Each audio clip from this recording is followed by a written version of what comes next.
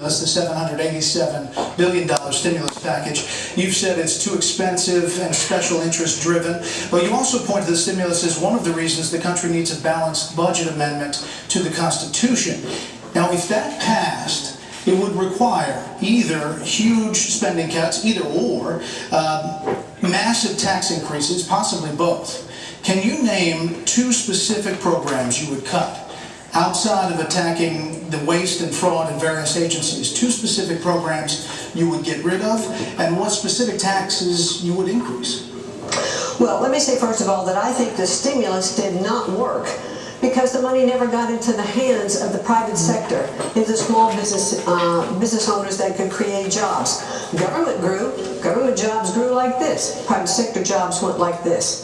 The stimulus was supposed to prevent unemployment from going above 8%. Well, it's about over 9.5% nationally. It's also just about that high here in the state of Connecticut. So I want to be sure and be clear that stimulus money doesn't work. What we really need to do is to take the balance of the unspent stimulus money and pay down our debt. We are spending $1 billion a day to pay debt service on our debt. That's one way that we could really decrease our expenses if we paid down our debt.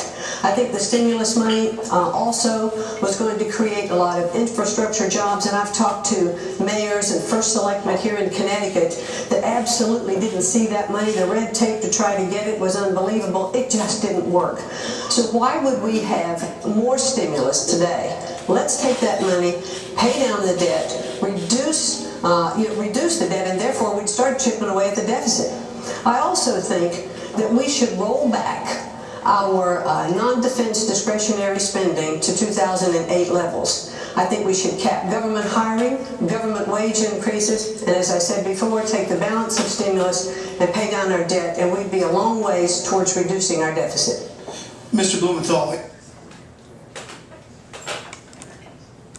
That was an incredibly disingenuous response from Linda McMahon. She just demonstrated that she doesn't understand the meaning of stimulus and the purpose of stimulus. You have to add more money to the economy in order to stimulate the economy and create jobs, not by paying down the debt. That's the absolute wrong thing to do at this time during a recession.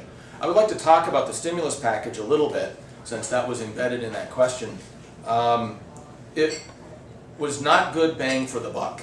And on my website I go into great detail about which portions of the stimulus package I would have supported.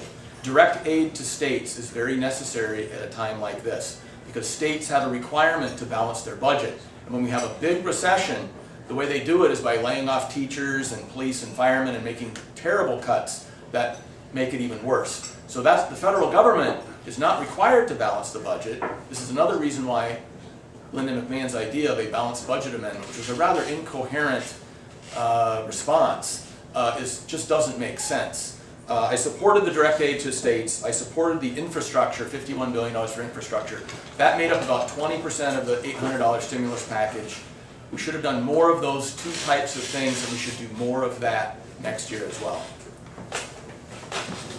I think we need to rein in our national debt for our own sake and for our children's. And I would make some very specific cuts. I would end the sweetheart deal, $200 billion of taxpayer money that goes to pharmaceutical drug companies, because there is a bar, an absolute prohibition against negotiation on Medicare drug prices. I would end the tax breaks for corporations that send jobs overseas. Incredibly, they are rewarded for sending jobs overseas.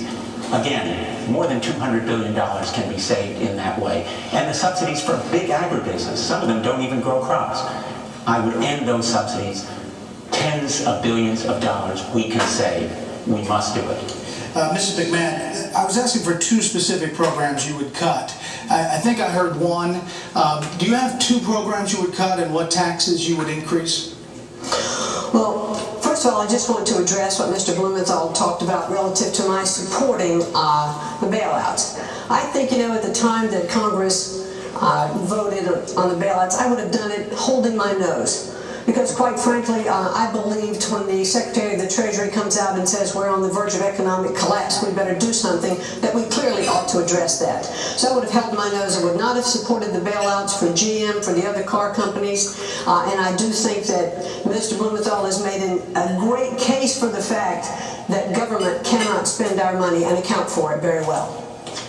Okay, Mr. Blumenthal, stimulus not big enough or not fast enough? Stimulus not fast enough, but most important, not accountable enough. We need government to be accountable. As a United States Senator, I would fight for the people of Connecticut, put them first. Whatever the Vice President thinks about the program, the people of Connecticut come first to me, just as they have throughout my career.